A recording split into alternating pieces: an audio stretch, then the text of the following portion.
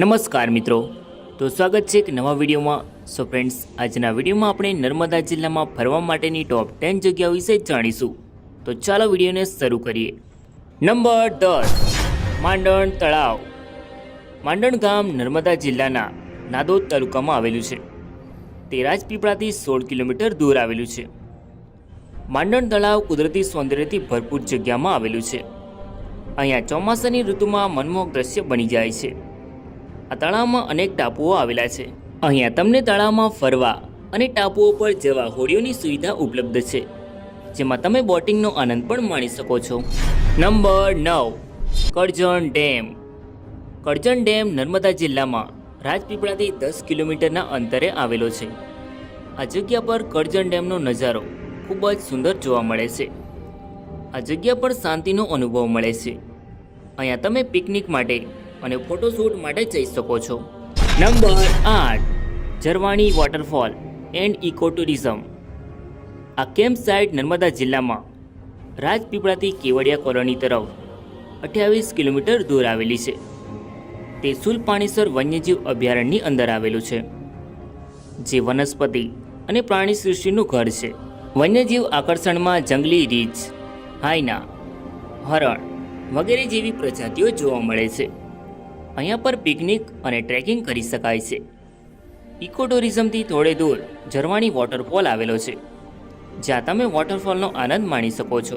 Number 7, Khalwani eco tourism centre.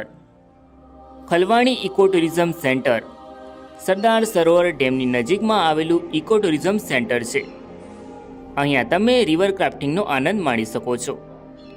Khalwani eco ટુરિઝમની અંદર tree house આવેલા છે, જ્યાં ફેમિલી સાથે રહી શકો છો. અહીંયા તમે જંગલમાં ટ્રેકિંગ માટે જઈ શકો છો. અહીંયા તમે સાયકલ ટૂર કરી શકો છો, જે 14 કિલોમીટરનો છે. આ ઇકો ટુરિઝમમાં વિવિધ પક્ષીઓને જોવાનો આનંદ પણ માણી શકાય છે. Number 6, Nenai waterfall. ગુજરાતમાં નેનાઈ ધોધ નર્મદા જિલ્લાના ડેડિયાપાડા તાલુકામાં આવેલો છે. આ ધોધ સુલપાણેશ્વર વન્યજીવ અભયારણ્ય પાસે આવેલો છે. 30 ફૂટની ઊંચાઈથી પડતા ધોધની આજુબાજુ લીલુંછમ જંગલ આકર્ષણનું સ્થળ બનાવે છે. આ વિસ્તાર શાંતિપૂર્ણ વાતાવરણ ધરાવે છે. અહીંયા ચોમાસાની ઋતુમાં ધોધનો આનંદ માણવા અને ફોટોગ્રાફી માટે આવી શકાય છે. Number 5, Devsatara hill. Devsatara hill, જેને ગુજરાતનું નાનું કાશ્મીર તરીકે ઓળખવામાં આવે છે. આ જગ્યા ચોમાસાની ઋતુમાં મનમોહક બની જાય છે. દેવસતારા હિલ પર તમે ટ્રેકિંગ માટે જઈ શકો છો, જ્યાં તમને કુદરતી સૌંદર્યનો અનુભવ થશે. અહીંયા તમે ફોટોશૂટ માટે અને પિકનિક માટે જઈ શકો છો. નંબર 4, મોગરા ઘાટ વોટરફોલ. મોગરા ઘાટ વોટરફોલ નર્મદા જિલ્લામાં ડેડિયાપાડાથી નજીક આવેલો નયનરમ્ય ધોધ છે. અહીંયાથી તમને એવું લાગશે કે જાણે બાહુબલી મૂવીમાં જોવા મળતો ધોધ અહીંયા નજર આવશે. અહીંયા તમે ચોમાસાની ઋતુમાં ધોધનો આનંદ માણવા અને ફોટોગ્રાફી માટે જઈ શકો છો. Number 3, Rajvant palace Rajpipla. Rajvant palace Rajpipla. આ પેલેસ રિસોર્ટ એ ગુજરાતની શ્રેષ્ઠ હોટલોમાંની એક છે. તે વિજયરાજ પેલેસ સંકુલનો એક ભાગ છે, જેનું નિર્માણ મહારાજા વિજયસિંહજી દ્વારા વર્ષ 1915માં કરવામાં આવ્યું હતું. રાજવંત પેલેસ રિસોર્ટ એક વિશિષ્ટ યુરોપિયન આર્કિટેક્ચર ધરાવે છે, જે કોઈ પણ યુરોપિયન હવેલીનો ભાગ જેવું દેખાય છે. અહીંયા તમને વિવિધ સુવિધાઓ મળશે, જેમાં તમને રહેવાનું, જમવાનું અને મનોરંજન. અહીંયા તમે એક દિવસનો પ્રવાસ કરી શકો છો.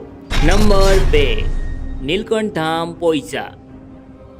નીલકંઠ ધામ પોઈચા, જે નર્મદા જિલ્લામાં નર્મદા નદીના કાંઠે સુંદર મજાના વાતાવરણમાં આવેલું છે, જે ભગવાન સ્વામિનારાયણનું મંદિર છે. અહીંયા તમને સ્વર્ગ જેવી અનુભૂતિ થાય છે, કારણ કે અહીંયા સુંદર મજાની મૂર્તિઓ, ચારેય બાજુ લીલાછમ ઝાડવાઓ, ચારેય બાજુ પાણીથી ઉછળતા ફુવારાઓ અને નયનરમ્ય એવું સ્વામિનારાયણ મંદિર અહીંયા તમને જોવા મળશે. Number 1, statue of unity. Statue of unity, જે વિશ્વમાં પ્રસિદ્ધ ફરવાલાયક સ્થળોમાં તેનો સમાવેશ થાય છે. જ્યાં લાખોની સંખ્યામાં ભવ્ય સ્ટેચ્યુને જોવા માટે લોકો આવે છે. સ્ટેચ્યુ ઓફ યુનિટી, જે વિશ્વની સૌથી ઊંચી પ્રતિમા છે. અહીંયા અનેક એવી જગ્યાઓ છે જ્યાં તમે ફરી શકો છો. બટરફ્લાય ગાર્ડન, જેમાં 60થી 70 વેરાયટીના 5000 પતંગિયા જોવા મળે છે. અહીંયા helicopter ride, boat ride, river cycling વગેરે જેવી એક્ટિવિટીઝ કરી શકો છો. અહીંયા valley of flowers, Sardar Patel zoological park અને જંગલ સફારીની પણ મજા માણી શકો છો. સો ફ્રેન્ડ્સ, નર્મદા જિલ્લાની ટોપ 10 જગ્યાઓમાંથી તમે કઈ જગ્યા જોઈ છે તે કમેન્ટમાં જરૂર લખો. અને વિડીયો ગમ્યો હોય તો વિડીયોને લાઇક કરીને ચેનલમાં નવા હોય તો આવા જ અવનવા વિડીયો જોવા માટે ચેનલને સબસ્ક્રાઈબ જરૂર કરો. Thank you.